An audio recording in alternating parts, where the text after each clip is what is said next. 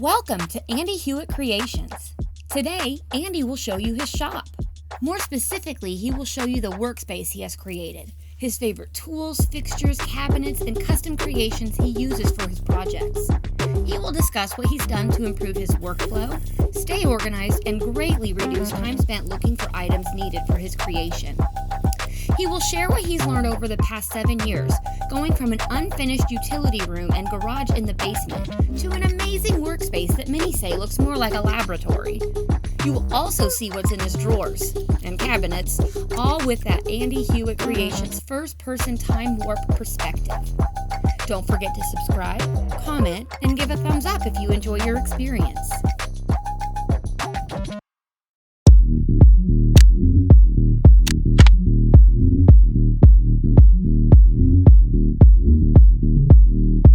We built this house in 2018, and as soon as we finished unpacking, I started working on my shop build. The space is in the basement in an unfinished utility room that is adjacent to what is called a utility garage. Most people would store a riding mower in there, but I had other plans. It's an L-shaped area with about 500 square feet of usable space. I keep all my tools that create dust in the utility garage portion. I framed the walls, hung and finished drywall, added trim, and painted everything. I painted the floor with garage floor epoxy that came with paint chips. And I always buy double the chips, so I buy an extra bag of chips because it looks much better. The space was also very dim, only having 2 light fixtures in the utility room with 60-watt incandescent bulbs. I added light fixtures evenly throughout the ceiling for a total of 10 fixtures with 5,000 Kelvin LED bulbs and a 48-inch LED shop light over the assembly table, as well as 3 48-inch shop lights in the utility garage and 2 corncob bulbs. In our previous house, I had all my tools and supplies in storage totes that I had to stack and unstack to get what I needed, and finding things was a nightmare. I decided to build a tall cabinet with 10 shallow drawers with dividers to store things like fasteners, etc. I continued building other devices to increase my capability and improve my productivity, and the rest is history, so let's take a look around. I built a CNC router back in 2019. I started with an XYZ frame that I ordered on eBay. I added motors, bought a Centroid Acorn controller, built the cabinet, and fabricated my enclosure from plywood. I used a computer case for my electrical cabinet. I built the enclosure with plywood and acrylic. I added egg foam to help reduce the noise. I added drawers for things like bits and other setup tools, as well as a shop vac, dust collection. The dust collection needs improvement, but that's a future project. I used the Centroid Mill software to run my G-code. I could go on and on about this build, but let's continue with the tour. Shortly after completing my router machine, I ordered a Prusa Mark III unassembled kit. I used leftover materials from the router machine to create an enclosure for the Prusa Mark III. I added temperature control to the enclosure with an Arduino Nano and a thermocouple. I put the Arduinos and power supplies in a sub-cabinet below the enclosure, as well as a Raspberry Pi so that I could use Octoprint. The original printer power supply was moved down there as well. I used a next-gen touchscreen display to control the temperature, as well as 2 fans that I installed in the back top. One fan circulates and filters the air with 2 respirator cartridges. Fresh, cool air is brought in through 2 ports, one on each side. The other fan exhausts warm air to maintain set temperature. There are also 2 dampers that adjust how much air can flow in. All of this is stacked on a large sub-cabinet that I use to store my filament. Its contents slide out like a large drawer. There are 2 drawer slides on each side.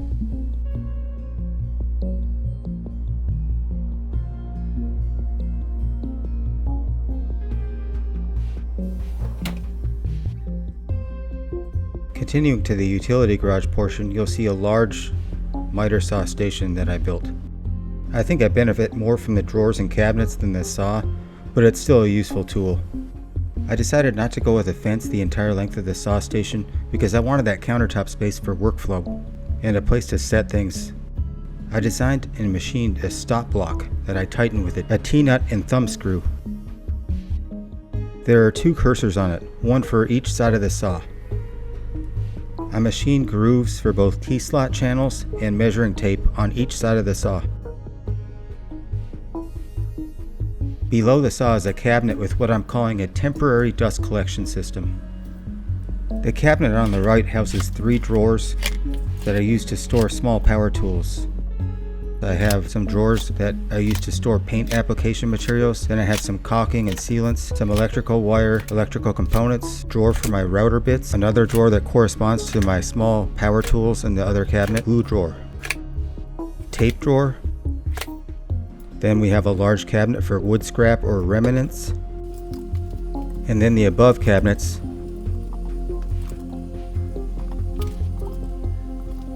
If I could only have one tool in this shop, it'd be this rigid table saw. I got it from Home Depot for just over $500. It has an extension wing that I found fits this Bosch router table perfectly. I just routed the power for the router table right to the table saw power. I designed and printed a few dust collection components. One attaches to the router. The other is a splitter for my 4-inch hose that splits to 2 2.5-inch hoses. One hose goes to the router. The other one goes to the fence. Both the table saw and router table go to a manifold that I built for dust collection. The router table port is the auxiliary port, which I also use for my planer and my jointer. There's also a power sensing switch on the manifold. The added weight of the router table prompted me to reinforce the back fence of the table saw with a 1.5-inch by 3-inch aluminum angle, which provided the infrastructure to install a flip-up outfeed table. I designed and built a crosscut sled for my rigid table saw. I incorporated a zero clearance insert that can be changed depending on the kerf of the blade. There are also T-slots for hold down clamps, but what sets this sled apart from others that I've seen is the ability to extend the fence beyond the confines of the saw sled itself. I just center my stop block cursor to 28 inches and then adjust my extendable fence that is in parallel with it up to 48 inches. There's also an integrated offset on the stop block with an integrated detent magnet for reverse cut clearance.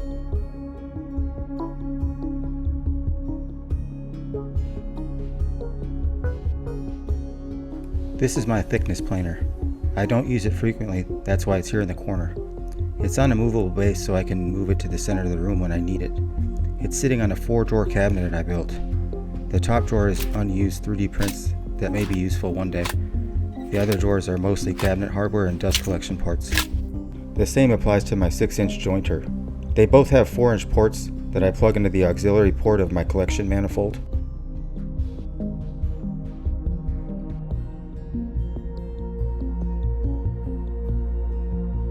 This sound-reducing shop vac enclosure with cyclone separator is something I use every day. I built it with the cheapest plywood I would ever consider using for applications like this. It has 2 fans that each exhaust the air through a sound baffle on the back of the enclosure. I use a regular 5-gallon bucket to capture the debris. The bucket is pressed into a grooved ring on the top of the enclosure that is lined with weather stripping. The bucket is supported on a piece of machined plywood and then guided into place by 2 self-closing drawer slides. I then tighten the bucket with thumb screws from the top. You can hear the exhaust fans winding up like a jet engine. I lined all interior surfaces with sound deadening material. The fans are so powerful they produce a negative pressure within the enclosure, preventing any dust from getting out, and sealed with weather stripping. This particular shop vac was exceptionally loud, but this enclosure works very well at reducing the noise. My wife says that she cannot hear it run in the master bedroom directly above the shop. I designed and machined this somewhat universal clamp storage device. It works well for storing the limited clamps that I have. I got this Wen drill press on Amazon. I built a table and fence with T-slot channels for easy clamping. It has an adjustable speed knob and I'm pretty happy with it. I made a port for dust collection that works for varying thicknesses. The drill press is mounted on a 6-drawer cabinet that I built. I have drill bits and related items in the top 2 drawers. The 3rd drawer has my metric screw assortment kits that I adore. I'm a metric guy all the way. The rest of the drawers are mostly for things that I use to make circuit boards. This drawer cabinet is the first cabinet I built after finishing the walls and floor. I was tired of spending 30% of my time looking for things. I went with 10 shallow drawers, each drawer box being 2.75 inches deep. I made them with 3/4 inch furniture grade plywood for the sides and 1/2 inch for the bottom. I used simple box joints in the corners. I added these blue divider boxes that I bought from Schaefer Shelving. With the dividers in low profile, everything is in plain sight when I open the drawer. Couple that with a grouping of similar items and bingo, you've got yourself some organization. Over time, the entropy and chaos of life can diminish the sharpness of organization. Also, finding a place to put new items can be a challenge. This is when you need to ask yourself how often something will be used. This cabinet is for high frequency use items. Anything else goes in a labeled bin. Every shop needs a junk drawer. My junk drawer is the top drawer in this cabinet. Buffer drawer may be a better term since I eventually find a place for everything in here. The next 2 drawers are for small electronic items. You can see some evidence of entropy. Organization is an ongoing process. The next 2 drawers are for fasteners. I'm running low on some of this. I'm not going to bore you with the details of every drawer, but you can see there's a theme here. You may have noticed that all my drawers and cabinets are labeled. This is purely for situational awareness. I don't have a master spreadsheet listing the contents of each drawer, since maintaining that could be a full-time job. I ordered these steel cabinets from Home Depot. I'm just going to quickly show you what's inside without discussion. I know I could better utilize them, but that's another project. I bought this X-Tool D1 to cut thinner materials. I've mostly just used it to cut neoprene gaskets and cardstock stencils. I'm sure I'll find more applications for it in the future. I use the Lightburn software to run it. I run it from the same computer I use for my CNC router. And this is where the magic happens. My assembly table. It's got some scars from heavy use, but this is where I assemble all my creations. I built it starting with a modern look farmhouse dining table that I had made, but I really wasn't satisfied with the way it turned out, so I decided to repurpose it for this. I started adding to the table, creating cabinets and drawers. I created a dam around the top edge with 1/4 inch wood strips, and I leveled the table. I then sealed all the cracks and poured 2 gallons of self-leveling epoxy. Once the epoxy set up, I flush trimmed the strips and installed 2 layers of 3/4 inch MDF and band board around the edge, then cemented Formica sheet and chamfered the edges. This created a very flat and level surface. I also installed an electrical outlet for convenience, and the table plugs into the wall. I recently put my previous office computer on it so I can program and debug microcontroller projects in here. I can also remote to this computer from my office. I have 3 drawers with assembly related items, and a large cabinet for wood scraps and remnants. On the other side, I have a cabinet with a small air compressor and what little air tools I have. I built some cantilevers to store long stock items overhead. The cardboard tubes hold shorter or more delicate stock. I have 2 wall control pegboard areas to hang items that are too critical to go in a drawer or cabinet, one by the assembly table and the other by the table saw. Things like push blocks and fences should be out in the open like this. Everything on the shop floor is on leveling casters. It allows me to have level surfaces, which is great for drawers, and allows me to easily move things around. In the unlikely event of water on the floor, it keeps everything safe. I just wanted to show my Andy Huot Creations Illuminated sign. I have it on a motion sensor that keeps it on for a set time after the motion stops. I machined it from 1/8 inch ABS plastic and white translucent acrylic. I built it when I decided to start this channel. Andy Huot Creations is a branding I came up with once I had a 3D printer and CNC router. It was then that I had the capability to put a brand on my creations. It's more about aesthetics than workflow, but since I hung it up, it kind of makes me feel like I own the place, which I do, but makes me feel like I deserve it and belong in here. Everything I've talked about has been done to make everything I do easier and more efficient. If something is not easy, you're going to think twice about doing it. Next time you're working on a project and you have to perform a task that you're not looking forward to, stop and try to figure out a way to make it easier and more enjoyable. Even if it takes you a week or 2, you'll be glad you did.